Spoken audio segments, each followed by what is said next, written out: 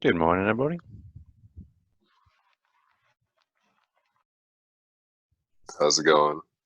Yeah, it's going. Didn't want to get up this morning for some reason. All right. Morning. Good morning.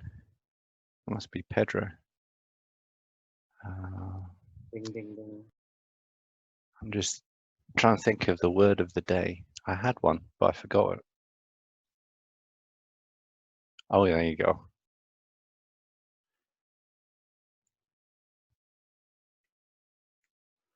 No, don't need an F in there.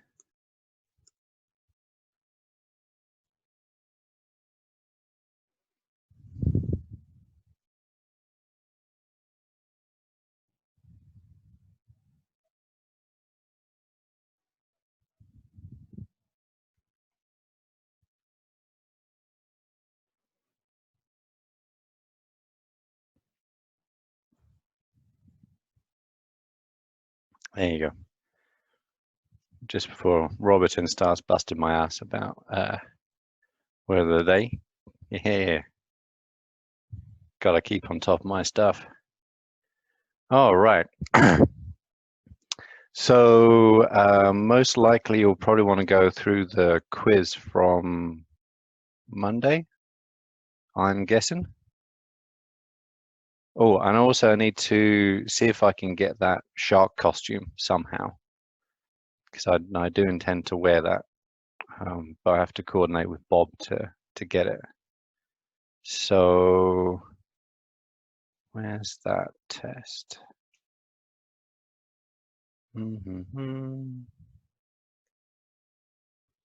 Let's see.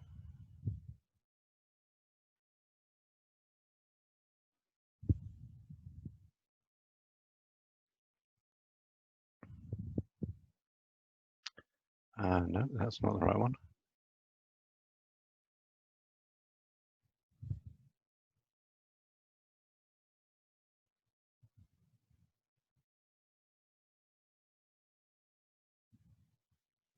Oh, it's all online, isn't it?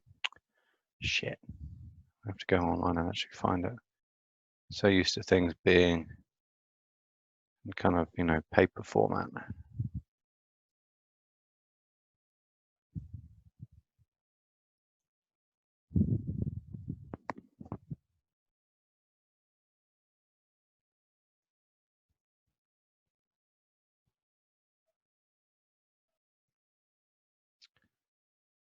There we go. All right, so, I can even show you this in Blackboard, even as the right answers highlighted for you. Hi, Kiara. Where are we at? Hello. If you listen carefully, so here's an added incentive to listen to the audio for the PowerPoints. Quite often I have one of my cats sitting next to me while I'm recording them, because she, likes, getting some love, and you'll actually hear her purring. So there you go. Listen out for that one. Okay, let's get the chat up. Stick that over here. Okay, so funnily enough, the question which got most people tripped up was, and feel free to ask questions as they occur to you while we're going through this. Yeah, the first one the one that really tripped people up was this. Oh, there we go. Question about Ganymede and Mercury, right? So almost everybody got it the wrong way around, apart from one person, as far as I can remember, maybe more. I didn't look at this one specifically when I was grading them. And so Ganymede is about the same size as Mercury and about half its density, right? So this is Ganymede to Mercury. So if Ganymede is half the density of Mercury, Mercury is twice the density of Ganymede, right? And I'm sure you're like, oh my God. Yeah. So be careful with relative questions, right? You have to be sure about what is being, what is relative to what, right? So, if, let's say, picking on Kiara was the same height as I was, right? But the same weight as she is, then, hang on a sec, Pedro. We'd be about the same size, but I would be twice the density of Kiara, or Kiara would be half the density of me. So it pays to be careful with those. What is relative to what? Question from Pedro. You should be able to see which ones you got wrong if you go back into your, in theory, yes. Pardon me. That's what I was trying to figure out when the whole kerfuffle about having the quiz online on Saturday. Yeah, Melinda said that you can. So I think I graded them yesterday morning-ish. So you should be able to see which ones you got right and which ones you got wrong. I put all of the feedback options in there, so fingers crossed they work. But again, I can't see that, so it's really hard for me to know what's going on because I don't really see what you see. That's why I tried doing the quiz myself. But either way, you'll get a record of it, essentially, of what the right questions are just by going through this. Yeah, give me a shout if it doesn't work and I can actually pull it out for you, Pedro. Anyway, so again, it's interesting because this is the first online quiz I've ever done, and there's a lot more options with this than there is just kind of normally, right, with a Scantron type thing. So in a sense, I was kind of trying different things. And so multiple answer questions, there are several of those. You should have been told where they existed, although this one was a little bit tricky, and that was just because I'd changed the answers, because I realized that I hadn't actually talked about one of the possible answers in class. I didn't want to trip you up with that. So barophiles, the only thing that doesn't apply to barophiles and their adaptations to pressure are a rise of the number of disulfide bonds, right? Because that would increase the rigidity of the proteins, which is the opposite of what you want as a barophile. All the others apply. Xerophiles, lichen, are a mixture of fungus and cyanobacterium. They're also a mixture of fungus and algae as well, because algae are protists, they're not bacteria. But because we hadn't talked about that in class, I nixed that one from the answers. So it's just this one, fungus and cyanobacterium. There's a bunch of reasons why Venus is hotter than the Earth. Many of you got 2 and 5. Several of you forgot that it's closer to the sun than the Earth is, right? And so it's going to get more thermal radiation from the sun as a result. I think almost everybody got Laplace resonance, named after the person that described it. Oh, there you go. John's helping out on the chat. NHEJ DNA repair is problematic because it has no way of figuring out which end should go with which. So if you have more than one double-stranded break, then potentially you can get the wrong bit of a chromosome added onto another chromosome, right? Whereas homologous recombination uses existing chromosomes as a template. Okay, thanks for that, John. Hopefully that helps, Pedro. For Mars, again, essentially all of them are correct after the obvious one which is wrong. Right, and that's wrong because A, there is no rain on Mars, and B, one of the Mars rovers died because it got its panels covered with dust, i.e. no rain. So all the others are evidence for either water in the present, which are really these recurring slope lineae and the subsurface water ice detected by the MRO. And in the past, it would be sedimentary rock and erosion. And, erosion, I guess you could also apply to the present too. Almost everybody got this right. So Ganymede, hang on a sec, it should be, correct order is, hang on, how do I? Yeah, Io, Europa, Ganymede, and then Callisto. Can't remember how that looked actually in the quiz. Radiation resistance, the big difference in terms of cofactors is the presence of manganese. So that's not Mg2+, that's Mn2+. And finally, again, this is like a swap thing.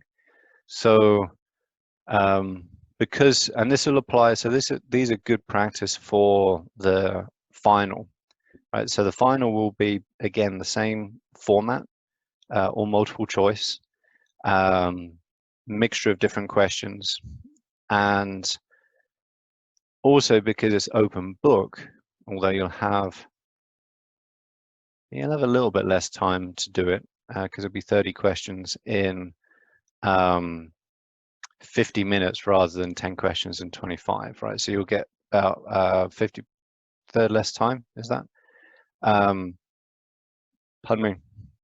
It's still open book, so you can still refer to your notes or the PowerPoints or anything like that, pardon me, and get the answer. So quite often I'm going to be asking you questions which takes that information and then you're going to have to interpret it in a different context. And this is a good example of that kind of question.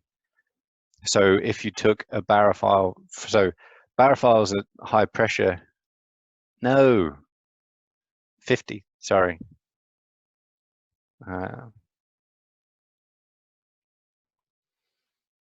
Yeah, sorry, I must have given you like a momentary panic attack there.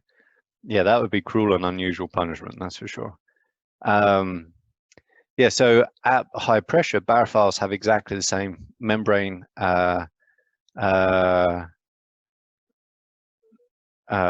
fluidity and protein flexibility as things do at the surface, right? Because they have all their adaptations to allow them to stay flexible and mobile at high pressure. If you take those same things up and take away that pressure, the constraints on that movement and flexibility are gone. And so as a result, those proteins will fall apart and the cell membranes will disintegrate, right? Because there's not the external pressure keeping them intact. Now we, as mesophiles, don't have that external pressure, so we have other things that keep them in place, essentially. And so this is a good example of one of those, I gave the information, but now I'm asking you to use that information and understanding and apply it in a different context, right? To really see whether you understand what's going on or not. I think that was another question which people struggled with a bit. So do keep your eyes open for those, right? It's not going to be a simple race through the notes and the PowerPoints to find the correct answer. You're going to have to think a bit as well, because that's really what I'm after when it comes to your education, I guess. Okay, I'm just going to fiddle far around for a little bit because my yeah, sure, I can. My daughter's boiling a kettle, so Mars. Here we go. So what's the full question? No, I can't see it. Get off. So what's the evidence for the presence of water in either in the past or in the present on Mars? And so just by looking at the rocks on Mars, you can tell that there was water present because it looks like there was water present, right? It looks like if you fly over the Sonoran Desert or any of the Nevada or anything on the way to California, it looks exactly the same as Mars in many ways, right? With the obviously the exception of a few people trundling around in trucks. And the reason is you'll see, essentially you'll have like ridges like so, and then you'll see these kind of cuts, right, which are made by flowing water. Obviously, on Earth, that's when it rains a lot. In Mars in the past, who knows what caused that, whether it was rain or flooding or what. But you'll see those erosion patterns, right, which are look very similar to what you see on Earth. Sedimentary rock can only form in water because it's the result of sediment, literally, setting out and forming layers, right? Or dead things, sea creatures dying and then forming layers. It's kind of same kind of principle. And that gets you those distinct layers, and there's lots of those, which we've seen from various rovers wandering around on Mars. So that's in the past. In the present, it's the presence of basically wet lines on the slopes of canyons and valleys of Mars, which hint at there being water under the surface, which then melts in the Martian summer and kind of dribbles out, essentially. And obviously, water ice in the poles has been picked up by radar on the Mars Reconnaissance Orbiter, because that is water, right? It's not surface water, but it is water. Did that answer your question, Sean?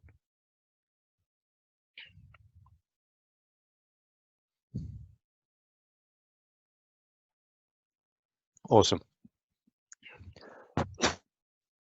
So with hang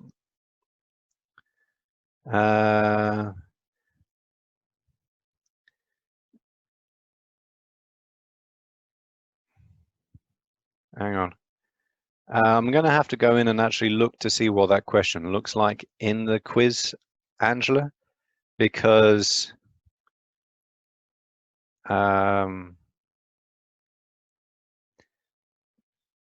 the order that is displayed in on the left is just a jumbled up order, and the correct order on the right is correct, but the numbers are not the order numbers, it's the display order numbers.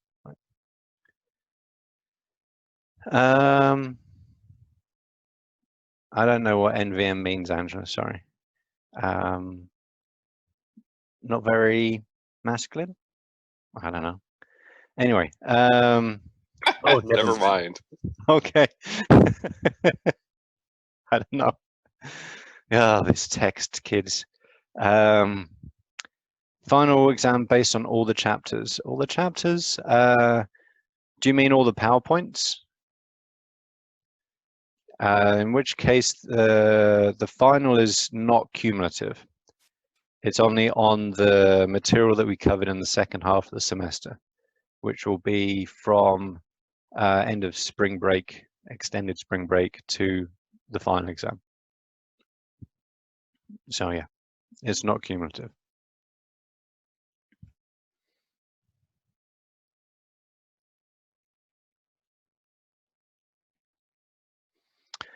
Okay, right. So anybody got any more questions about the quiz?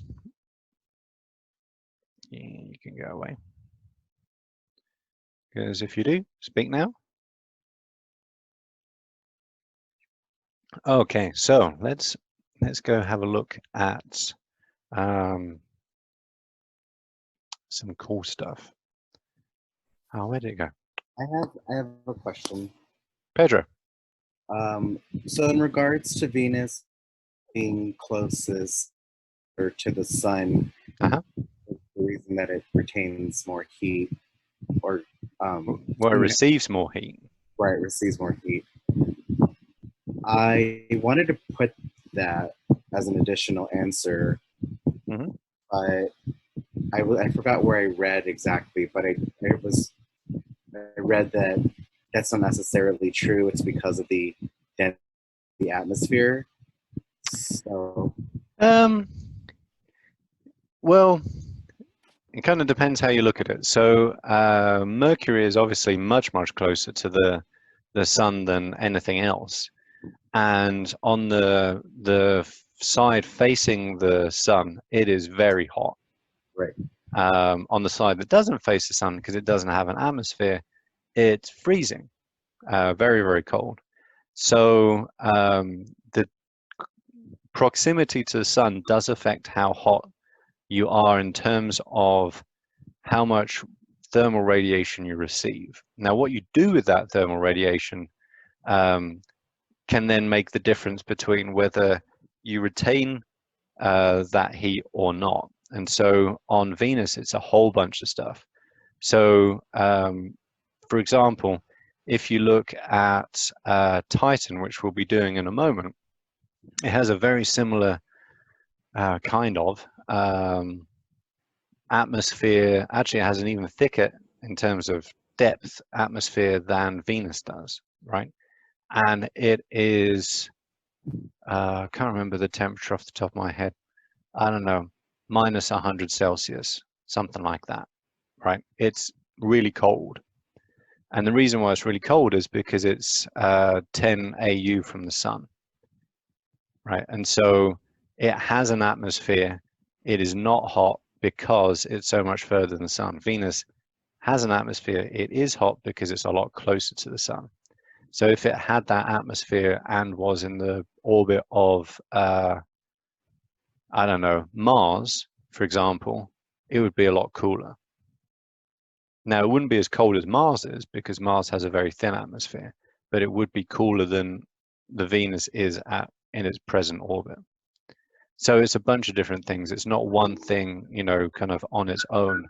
It's all of those things together, right? The thick atmosphere helps it retain it. The carbon dioxide, even more so, right? Because that essentially leads to a greenhouse effect, a runaway greenhouse effect, kind of positive feedback loop. So if it had a largely nitrogen atmosphere like we do, then it would be cooler. You know, if it had a more pronounced axial tilt, it would have more seasonal variation, and it would be cooler on average. So it's all of those things together, really, that come together to make that that environment what it is. okay. Yeah. So I have a question. Who's you? It's Jimmy. Oh, hey, Jimmy. So as far as the answer, much closer to the sun than Earth, I thought it was only 0.7 AMUs, which is only 30% closer. And to me, that's like a big matter of opinion on much closer versus just closer to the sun. And so to me, that's why I didn't put much closer, Okay. because it's not in a matter of opinion. Yeah, Right. but like it's still a tremendous distance away, isn't it? What's your Because version of tremendous distance? When you use the word tremendous, thousands, that's hundreds your of thousands of opinion. miles. Like Versus I get what from you're here to saying. I'm Jupiter. on your side here, Yeah. but To me, when you Well, throw the word much in there, that throws the entire thing off and makes it opinionated, okay. not factual. I get Yeah. what Jimmy's saying though, because much Yeah. does kind of have like a 50% or higher kind of connotation to it. That is more than to me. I mean, as far as I'm concerned, that's much more. Now, if we're talking about a sale at a store, that's a different ballgame. But when I'm measuring distance, to me, 30% is it much farther. I don't know. That's just when I saw that question, that was the first thing I thought in my mind is he's throwing the word much in there because it's not. It's only 0.7. It's not 0.4, 0.3. You know what I mean? Ha ha ha. Okay, so yeah, I get what you're saying, and I'll try and be more careful with words in the future so we can avoid Yeah. stuff like that. But and so I'm going to throw some math at you, right? Okay. So because the amount of thermal radiation that a body receives from the sun is the inverse square law, right? Okay. Because essentially, you know, the amount of radiation you're getting is based on the surface Your of proximity. a sphere, right? Yeah. Oh, okay. So, Okay. Yeah. so the amount you get is the inverse of the square of the radius, right? So you do get much less radiation the further you get away, and it falls off in a not. It's not that it's non-linear. It's just the linearity is the square root. Yeah. It's Right, like it's an not. exponential fucking scale instead of like a normal Yeah, linear scale. there you go. No, I mean I get what you're saying. Okay. It's just to So, me. so if we wanted to be like super pedantic about it, you could make an argument that it is, in terms of thermal radiation, much closer to the sun because it receives much more thermal radiation than just the simple change in distance would Yeah, but denote. I mean, I see what you're saying, but at the same time, like it didn't say thermal radiation is increased exponentially due to how close it is All to the right. sun. Well, I'll go back and see if I can change that to a partial credit. How Okay, about I that? appreciate it. I just, like I said, to me, as soon as I saw that, I was like, boom, that's an opinion, not a fact. Okay. Okay, anyway, my apologies. Oh, no worries. No, I'll go back and check that out. Yes, sir, I appreciate it. Okay. All right. Well, any more questions? I'm a little bit tentative about saying that, but yeah, I'll go and check that out once I've finished on this. If I had a pen, I'd write a note. Here we go. Very squeaky.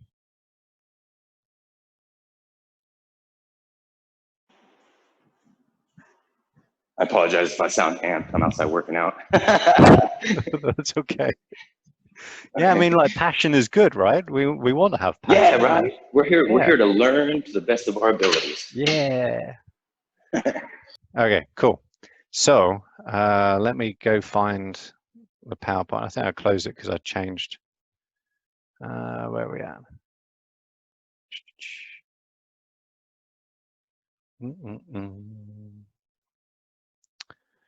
Yeah, there you go.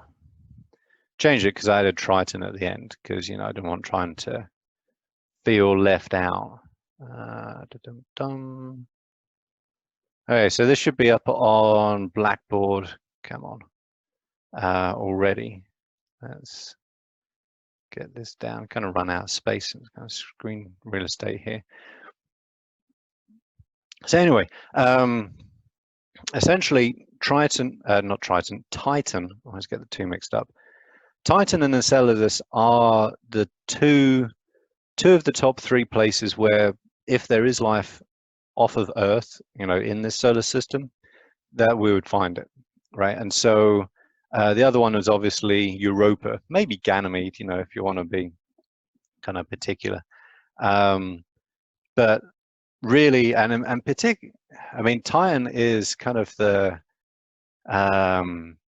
it's like the winner in terms of kind of craziness. It is the most bizarre place you could imagine, right? It really is alien, right? You know, if you were, you know, in the kind of the Space Marines, you know, going to check out on some colonists, this would be the weirdest place that you would be sent to. And there's actually a film, really weird sci-fi film based on Titan, but it didn't make any sense, you know, if you know anything about the environment. Anyway, Titan is super strange. Enceladus is a little bit less strange, kind of, sort of, just because we've already seen a similar environment in Europa, right? And it's a similar kind of environment for the same kinds of reasons. You know, it has a tidal flexing in the orbit around a gas giant, right? And Triton, we don't know very much about, so I'm not going to talk much about it. And the reason for that is because A, it's a bloody long way away, right? It's 20 AU, so it is much further away from the sun than we are, or any of the other things are actually. But it's worth kind of mentioning because it's a kind of funky place, and also has a heavily nitrogen atmosphere, just the same as Earth does, but for very different reasons, I think. Anyway, so essentially these two here, Titan and Enceladus, are moons of Jupiter, of Saturn. Yeah, sorry. And Saturn is, let's get out of the way a little bit. Was there an attack on Titan? I don't know. Oh crap! Get off. Hang on. Trying to. Oh, in anime. Well, I'm not an anime expert, Kiara, so I'll have to defer to my daughter, who is. Oh, cool. Get to. Fucking hell! This thing is a pain in the ass. Okay, there you go. Right. Anyway, Saturn.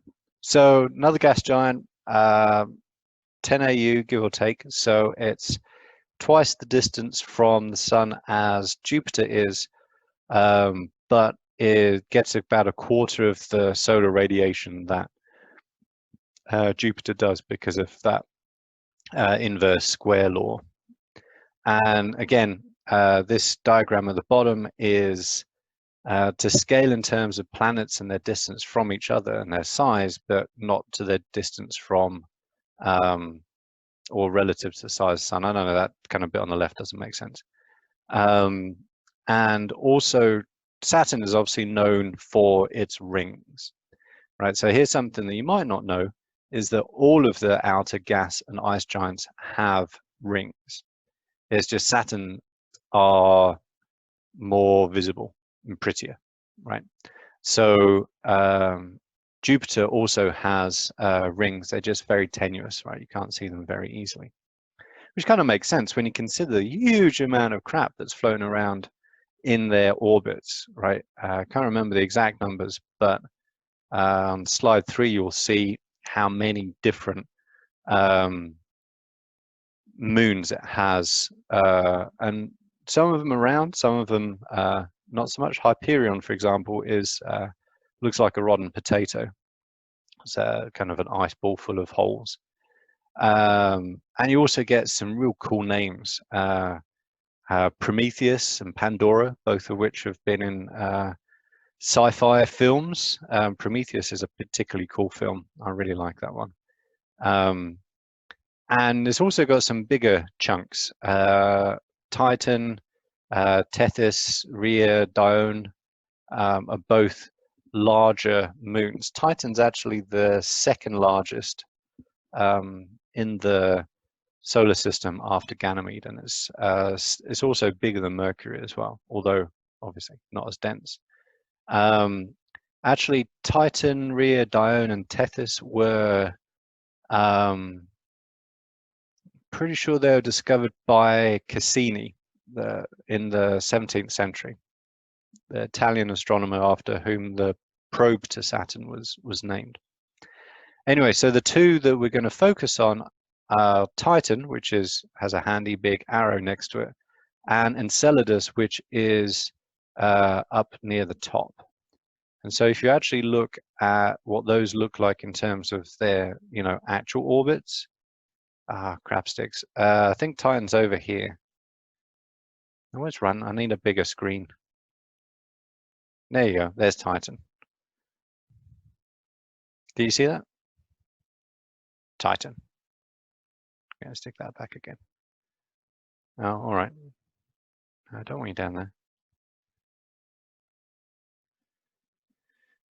Anyway. This is a chore. Anyway, so not doing this, dealing with a various screens.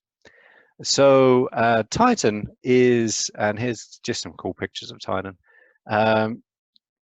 Obviously bigger than the moon is, but one thing that I want to draw your attention to is that it's kind of like a fuzzy, hazy ball, right? So it's very hard to get a definitive, sharp-edged picture of Titan.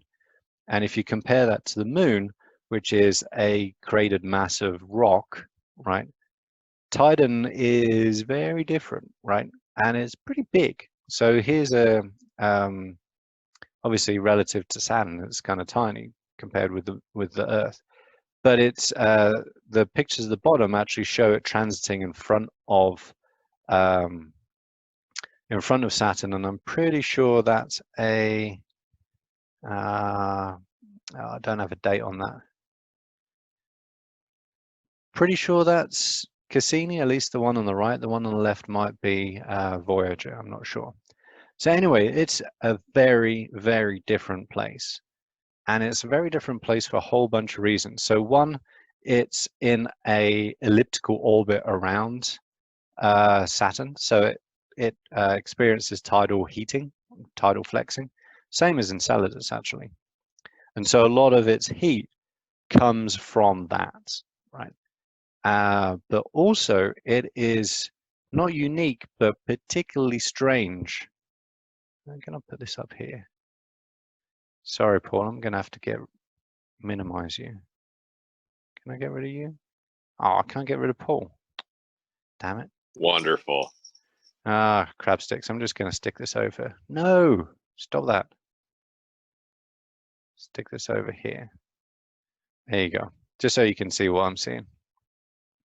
So the craziest thing is that Titan's atmosphere is over 10 times thicker in terms of depth or deeper than Earth's is, right? And so the atmospheric pressure on Titan is actually 50% higher than it is on Earth, right? And this is a moon, and it's a moon that is 10 times further from the sun than we are, right? So it's much further. Sorry, Jamie, I'm just going to keep banging on about that.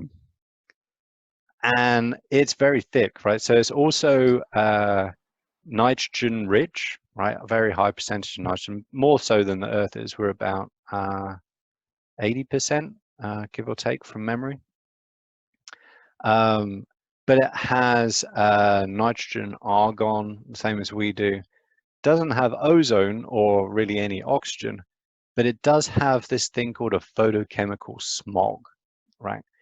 And underneath that, it actually has a liquid cycle, right? We've got a water cycle, you know, clouds, evaporation, rain, stuff like that.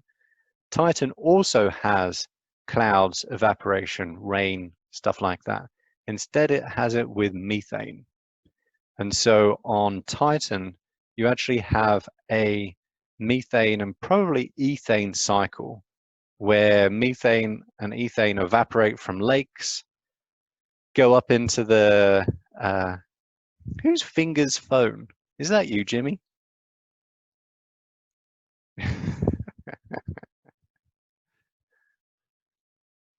Sorry, I'm gonna, hey, you, Jimmy. Yeah, it's me. That's actually a British comedian.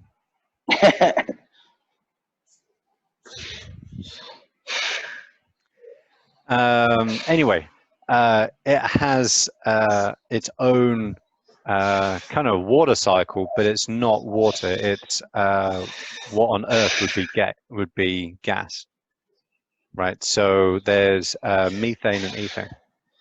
Jimmy, you might want to mute your audio unless you want to hear everybody panting. You know, it's very it's very manly. That's because I'm lifting like a beast. Exactly. Yeah. You know, I'm super pumped for you, but and maybe doing the mental reps and physical reps all at the same time. That's right. And maybe the ladies will appreciate that too. I'm not sure. Kiara, do you appreciate that? Sorry, I'm just picking on Kiara.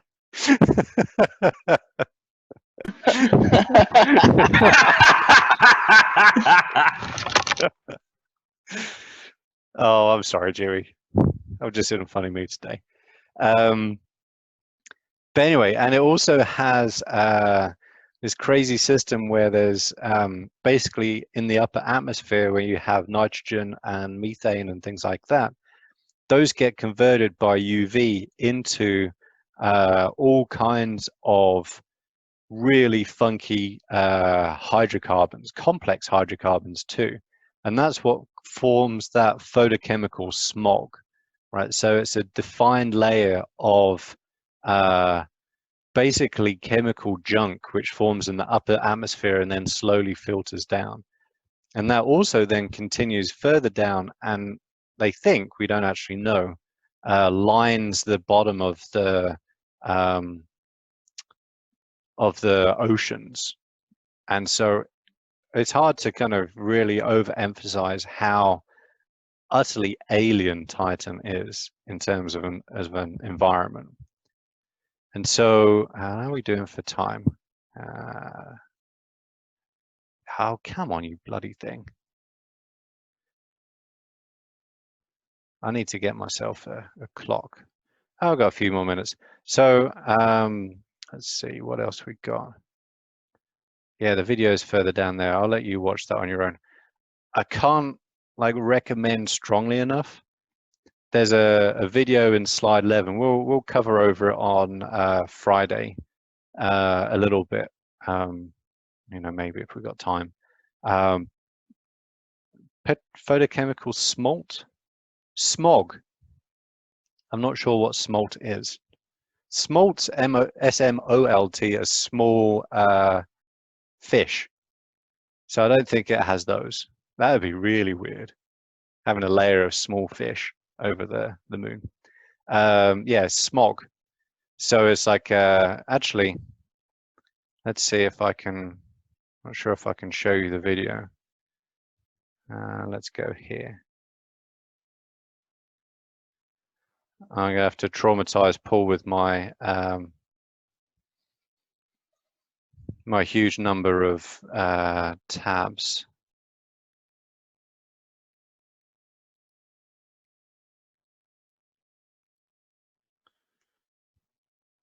Let's see.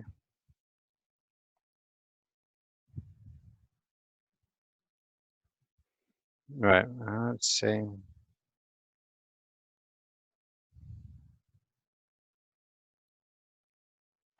Okay, so just to explain what you're seeing, I'll get back to the other stuff in a little bit. This is just plain sexy. This is a probe called Huygens, which is named after another astronomer, Belgian, I think. Anyway, essentially, when Cassini was launched, the NASA did Cassini, European Space Agency did the Huygens probe, and they just, you know, stuck it on the backside of Cassini, basically. And so when Cassini got into orbit around Saturn at a certain point, and this just, you know, in terms of orbital mechanics, this just blows my mind how they got this to work so well, right? But they, at a certain point, Cassini let Huygens go, and it then entered the atmosphere of Titan. And this video that you're seeing here is the actual video of that probe floating down on a parachute into Titan.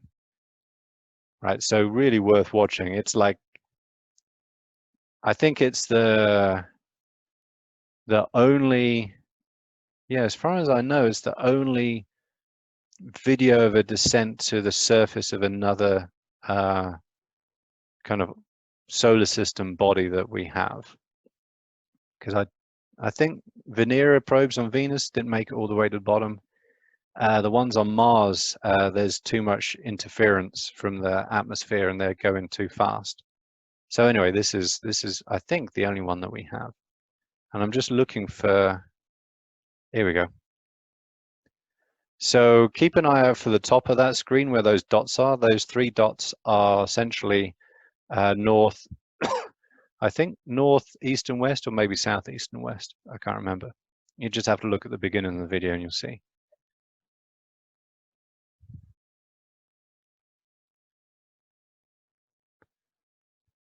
Okay, so that layer there that you see, and this is like real color as well, it's not false color, right?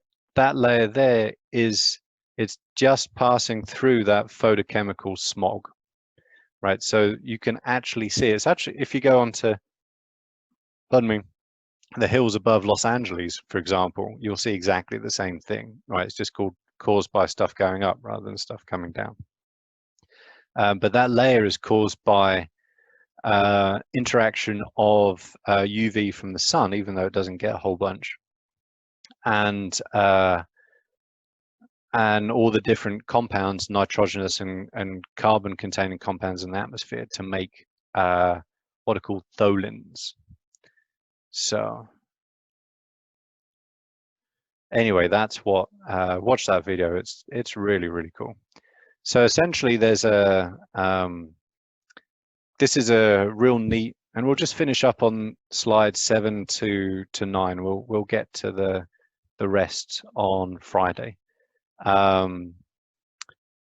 Yeah, so slide 7 is just a kind of a description of the kind of the, you know, the equivalent of the water cycle on Titan.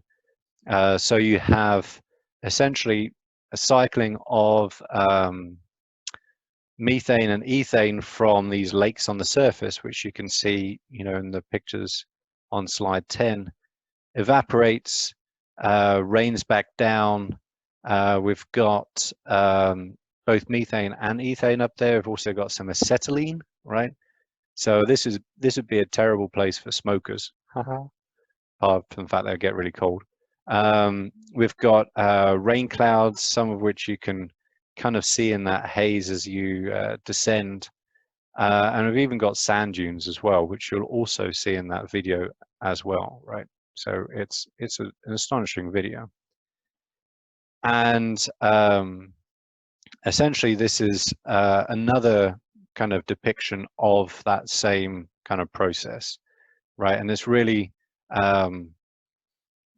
kind of given a little bit more detail about how, you know, those valleys are formed, right, through erosion by methane, right, which is just kind of crazy to think about.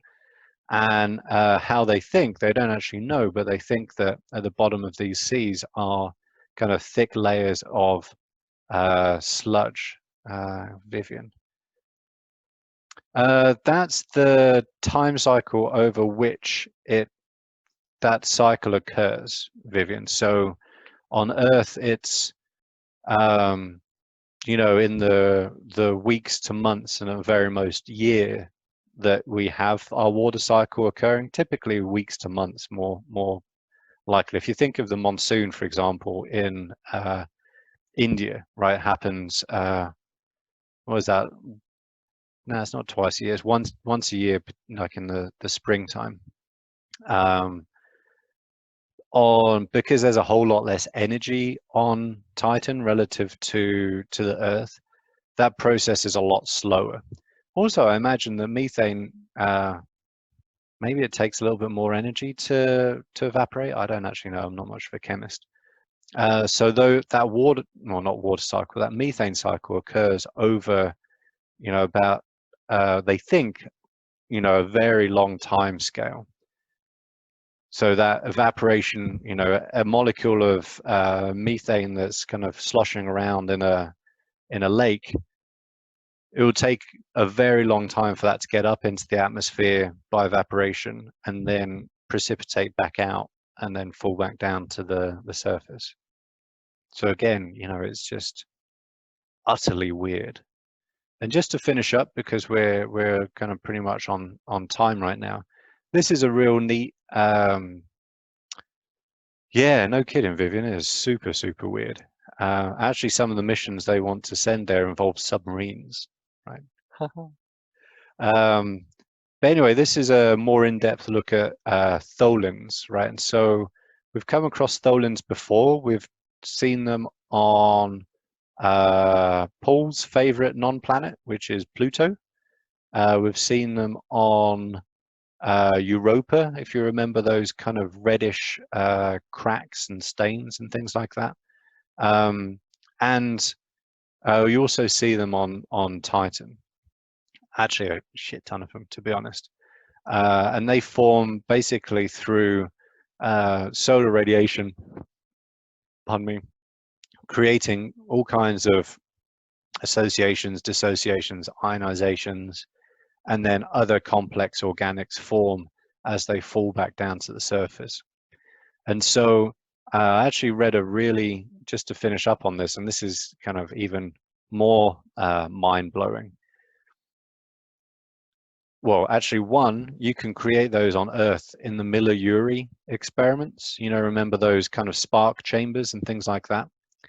And they're actually called tholins by Carl Sagan, because that means muddy, right? Because they're kind of brown and kind of gunky, basically.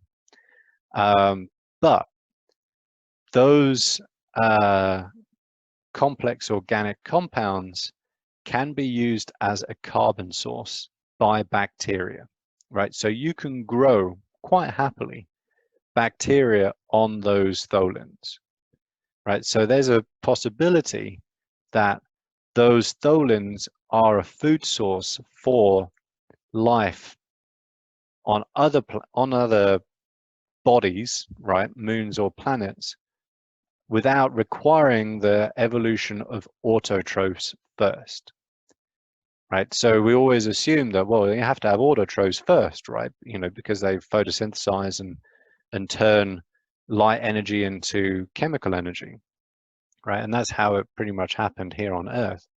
On other places where you have these tholins, that doesn't have to happen. You know, you can actually have heterotrophs before you have autotrophs. Isn't that crazy? So anyway, I'm going to call it a day there, because we've got obviously a whole ton more left of fun stuff to do, and it's not something I'd want to rush.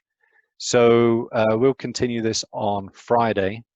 And also I'm just finishing up the halophile cyclophiles PowerPoint, and so we can get started on that on Friday, or if not, we can do that on Monday. So anyway, anybody have any questions so far on any of this stuff? Hang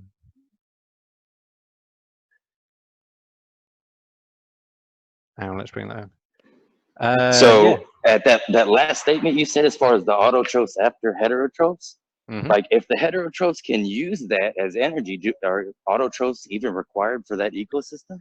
Like, I wouldn't say whether or is it they're just- required or not. I mean, the argument for autotrophs on Titan, it wouldn't be autotrophs that use